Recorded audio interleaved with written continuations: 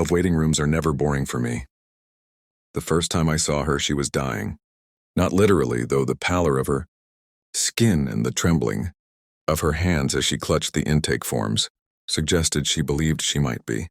I had been a doctor for 7 years by then, long enough to recognize the difference between genuine medical emergencies and anxiety, masquerading as one, but not long enough to have grown cold to either.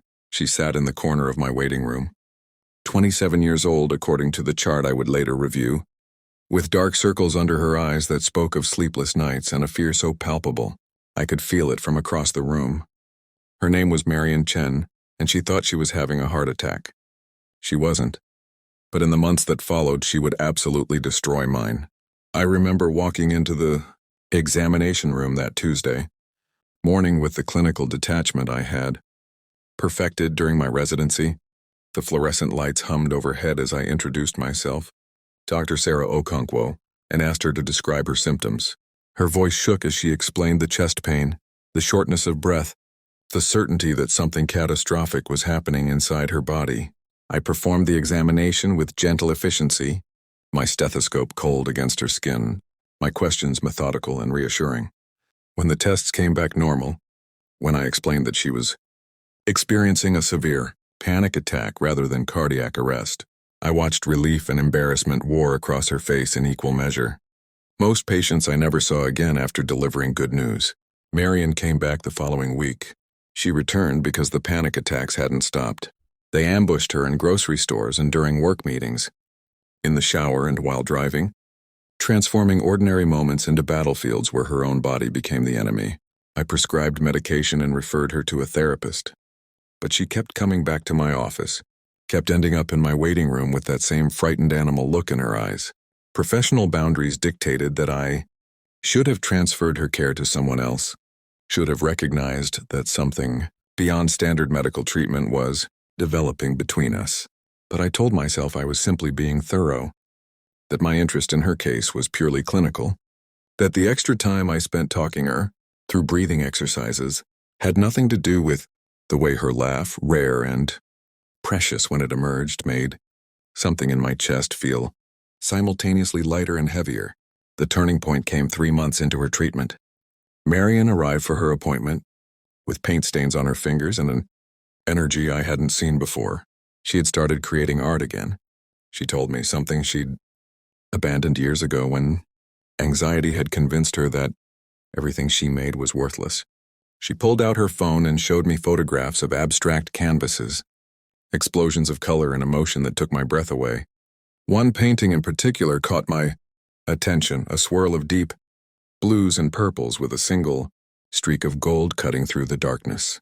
When I asked what it meant, she looked at me with an intensity that made my professional composure falter. She said it represented hope breaking through despair, the moment when you realize you might actually survive, the thing you thought would destroy you. I stared at that image for longer than was appropriate, and when I looked up, Marion was studying my face with the same careful attention I usually reserved for x-rays and lab results. We both pretended not to notice when our appointments began running longer than the allotted 15 minutes. We both ignored the way our conversations drifted from symptoms and treatment, plans to books we loved and childhood memories, and the small disappointments and victories that make up a life. I learned that she had moved to the city 5 years ago to escape a family that didn't understand her, that she worked as a graphic designer for a company that undervalued her talent, that she had been in love twice and heartbroken both times. She learned that I had become a doctor to honor my mother who died when I was 16, that I filled my lonely evenings with medical journals because I didn't know how else to be, that I had built a successful career on the foundation of never letting anyone get too close. We were both women who had learned to protect ourselves by becoming small and controlled. And somehow in that examination room with its generic anatomy, posters and the faint smell of antiseptic, we were beginning to unfold. The transformation happened so gradually that I couldn't identify the exact moment.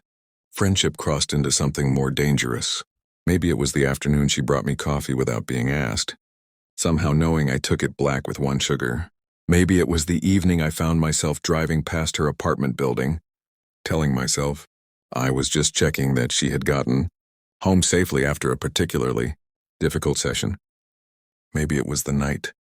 I woke at 3 in the morning thinking about the curve of her neck and the way her eyes crinkled when she smiled, and realized with horrifying clarity that I had fallen completely and catastrophically in love with my patient.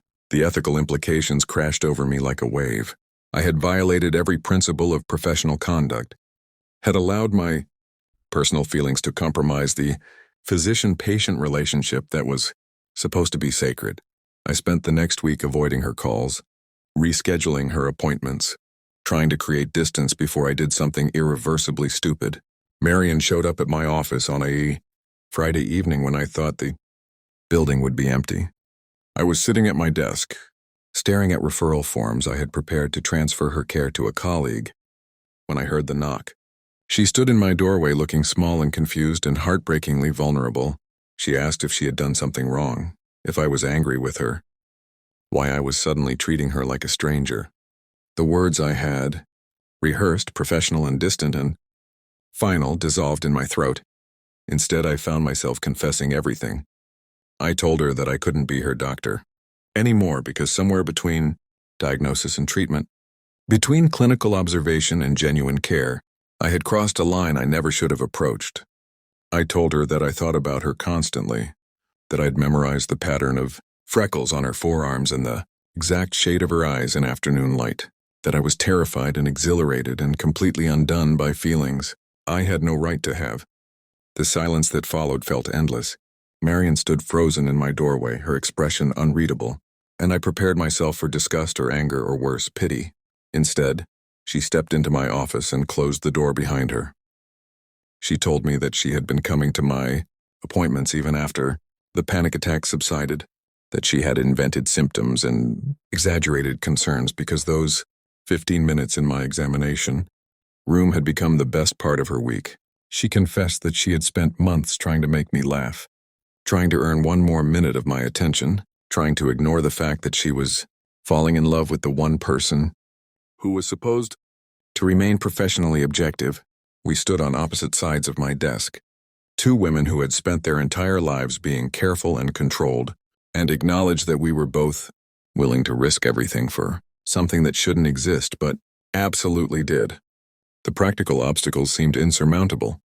I formally transferred Marian's care to another physician and documented everything, meticulously to protect both our reputations.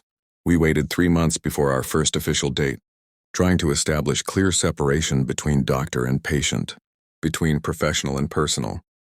Those months were excruciating and electric, filled with carefully casual text messages and accidental meetings at coffee shops, with the constant awareness that we were both counting down to a moment when we could finally stop pretending.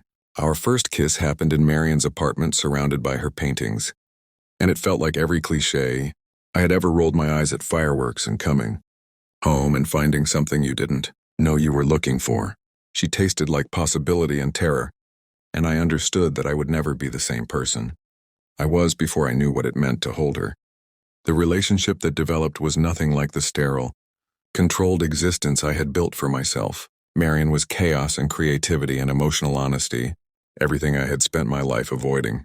She painted at 3 in the morning when inspiration struck and cried during commercials and asked questions I didn't have answers to about meaning and purpose and what we were doing with our lives. She pushed me to examine whether I had become a doctor because I genuinely wanted to heal people or because I was trying to fix the thing that broke when my mother died. She challenged every assumption I had made about who I was supposed to be and what my life was supposed to look like. Being with her was uncomfortable and transformative and absolutely necessary. We faced judgment from colleagues who questioned the ethics of our relationship despite following every protocol. We navigated Marian's ongoing anxiety, learning together that love doesn't cure mental illness but can make the hard days more bearable. We had spectacular arguments about everything from whose turn it was to do dishes to how much of ourselves we were willing to reveal to the world. But we also had moments of such profound tenderness that they rewrote my understanding of what intimacy could be. I watched Marian's confidence bloom as she started selling her art, and eventually quit the job that had been slowly suffocating her creativity. She watched me rediscover why I became a doctor in the first place, remembering that medicine is about human connection, not just clinical outcomes. 2 years after our first appointment, Marian had her first solo art exhibition. I stood in a gallery filled with strangers admiring her work, and felt pride so fierce it was almost painful. The centerpiece was a massive canvas titled Waiting Room, an abstract representation of two figures moving toward each other through a space that was both clinical and dreamlike. When reporters asked about the inspiration, Marian looked directly at me and said it was about finding love in the least expected place, about the courage it takes to be vulnerable with another person, about how sometimes the thing that saves you appears in the form you least anticipate. I thought about that frightened woman in my waiting room who thought she was dying, about the careful doctor who thought she had everything figured out, about how neither of us could have imagined where we would end up. If this story has touched your heart in any way, if you've ever found love in an unexpected place or taken a risk that changed everything, I hope you'll take a moment to like this video and share it with someone who needs to hear that beautiful things can grow from broken places. Your support means more than, and helps these stories reach the people who need them most. Now, I understand that waiting rooms are never boring, because you never know who might walk through that door and completely transform your understanding of what your life could be. Every patient carries a story. Every moment holds potential. Every connection, even the ones that seem impossible, might be exactly what you need. Marian taught me that healing isn't always about fixing what's broken. Sometimes it's about finding someone who sees your fractures and loves you not despite them, but because they make you who you are. We still argue about whose turn it is to do dishes. We still navigate the hard days when anxiety wins and the beautiful days when it doesn't, but we do it together. Two women who met in a waiting room and decided that some rules are worth breaking for the right person. Before I share the final chapter of our journey, I'd love to hear from you. Have you ever met someone who completely changed the direction of your life? Drop a comment below and share your story. I read every single one. We got married last spring in a small ceremony surrounded by chosen family, with Marian's paintings covering the walls and my medical school friends crying. Harder than anyone expected. It wasn't the life either of us planned. It was infinitely better.